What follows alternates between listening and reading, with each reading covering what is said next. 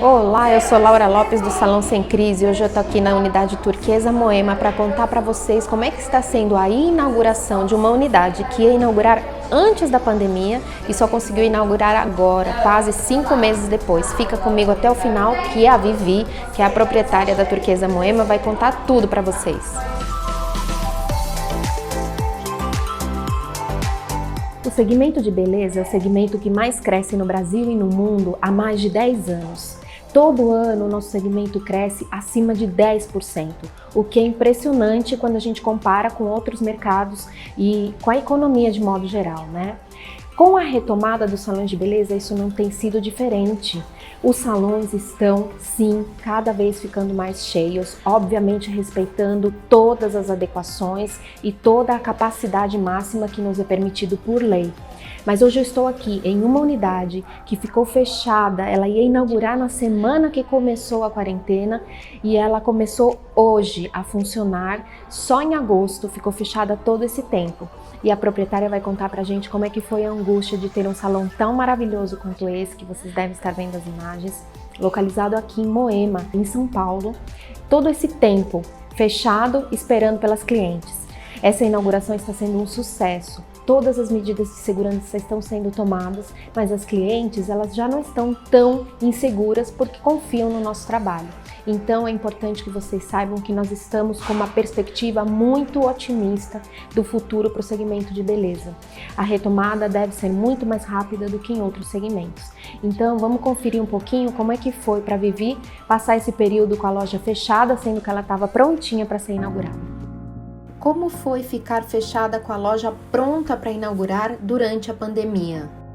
Oi Laura, equipe Turquesa, tudo bem? Ficar fechada por 6 meses foi bastante desafiador. Tinha num primeiro momento a ansiedade de estar com a loja pronta, o projeto construído e não saber por quanto tempo a pandemia iria durar, quanto tempo o lockdown iria durar e a gente esperando ansiosamente para poder abrir. Além disso, tinha muita ansiedade de depois que abrisse como os nossos clientes iriam se comportar. Porque diferente de uma unidade que já estava aberta e que já tinha cliente, uma clientela formada e tudo mais, a gente ainda teria o desafio de construir uma clientela, de trazer os clientes para dentro da loja e tudo mais. Então a gente não sabia como seria esse new normal, não sabia como seria essa nova vida depois da pandemia, não sabia como seria, quais seriam os desafios que a gente teria que enfrentar. Falando um pouquinho sobre quais são os principais desafios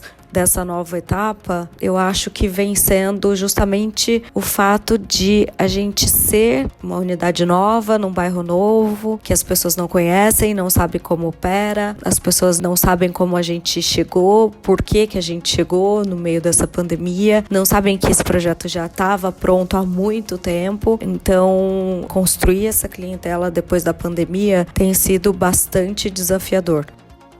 Quais você acha que serão os principais desafios a serem enfrentados neste período?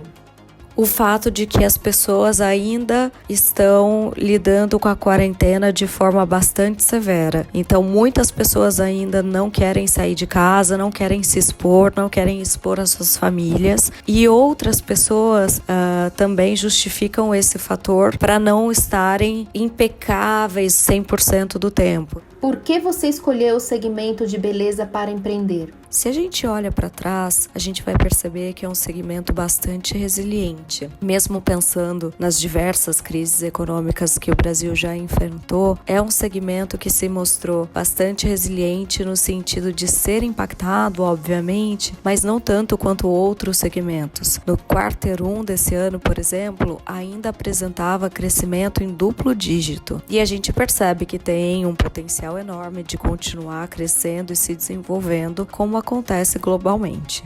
O que mais te surpreendeu no projeto da Turquesa? O que me surpreendeu em relação à Turquesa foi a sua preocupação constante em relação aos serviços oferecidos em cada uma das unidades e estar sempre atualizada em relação aos seus serviços, a qualidade de cada um deles e a oferecer sempre o melhor aos seus clientes. Muito obrigada, time Turquesa. Juntos somos mais fortes.